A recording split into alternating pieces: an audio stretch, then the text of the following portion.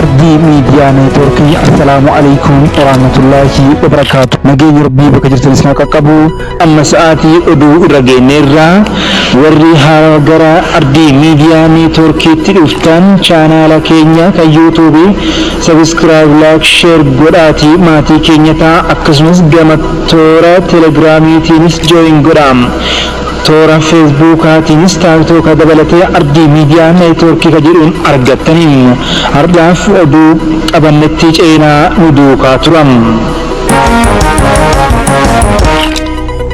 Somaalee sarbi jechuun himate.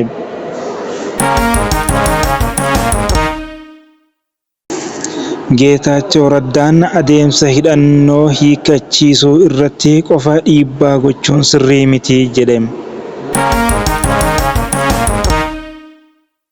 Ayyaana Irreechaaf gatiin geejjibaa xiyyaaraa irra deebiin sirreeffamee % 20 akka hir'atu taasifameera.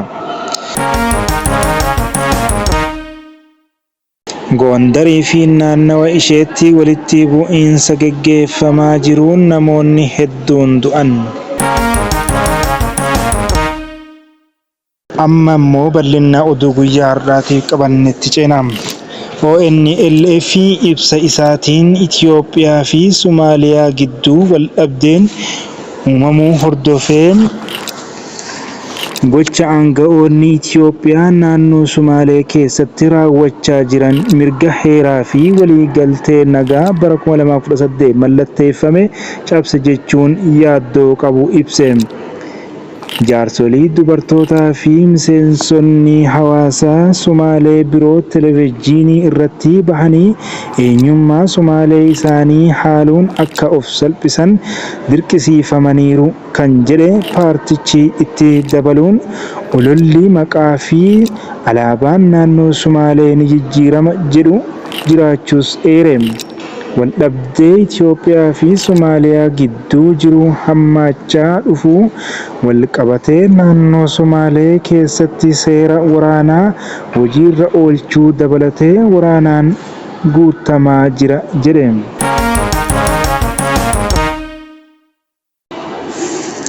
Geetaachoo Raddaan adeemsa hidhannoo hiikachiisuu irratti qofa dhiibbaa gochuun sirrii miti jedhe. Waliigalteen Pirootooriyaa mootummaa Itoophiyaa fi humnoota Tigraay gidduu mallatteeffame keessaa tokko kan ta'e adeemsa loltoota Tigraay duraanii hidhannoo hiikachiisuu deebisanii dhaabuu fi hawaasatti makuu qofa irratti dhiibbaa gochuun gocha itti gaafatamummaa isaa hanqatee ta'uu pirezidaantiin bulchiinsa yeroo naannoo Tigraay Geetaachoo Raddaa himan.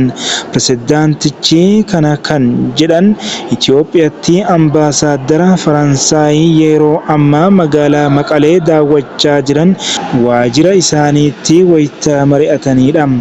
Adeemsi hidhattoota hidhannoo hiikachiisuu fi hawaasatti makuu hojimaata hojiirra oolmaa waliigaltee Pirootooriyaa hordofee raawwatamuu qabu ta'uu obbo Geetaachoon ibsaniiru.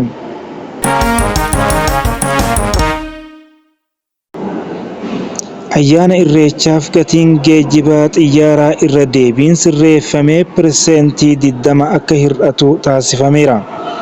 Hawaasa daaspooraa ayyaana Irreechaa guyyoota muraasaa hafe irratti hirmaachuu barbaadaniif addatti gatiin taarifaa xiyyaaraa harka 15 hir'atee ture irra deebiin sirreeffamni gatii % 20 akka ta'u murteeffamuu Komishiiniin Turizimii Oromiyaa beeksise.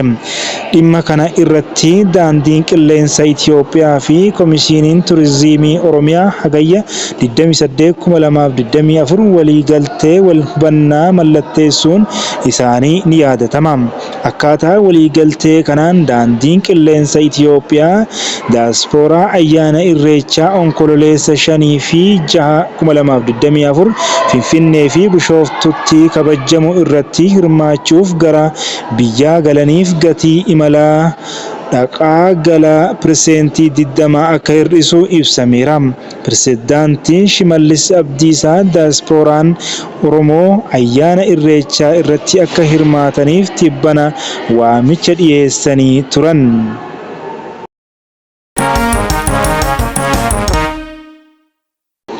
Gondarii fi naannawa isheetti walitti bu'iinsa gaggeeffamaa jiruun namoonni hedduun du'an. Naannoo Amaaraa magaalaa Gondarii fi naannawa isheetti tibbana humnoota mootummaa fi hidhattoota faannoo gidduu lolli cimaan gaggeeffamaa akka ture jiraattonni himan. Lolli kun teessoo godina Gondar kaabaa kan taate Dabaarqii akkasuma Daabaatii fi Ambaa Giyoorgis keessatti gaggeeffamaa kan ture yoo ta'u, kaleessa magaalaa Gondar keessatti walitti dhukaasni jiraachuu jiraattonni BBC'tti mirkaneessaniiru. Ogeessi fayyaa hospitaalaa Dabaarqii keessatti hojjetan tokko magaalaan Dabaarqii guyyaa guutuu dhukaasaan raafamaa akka oolte dubbataniiru. Lola cimaa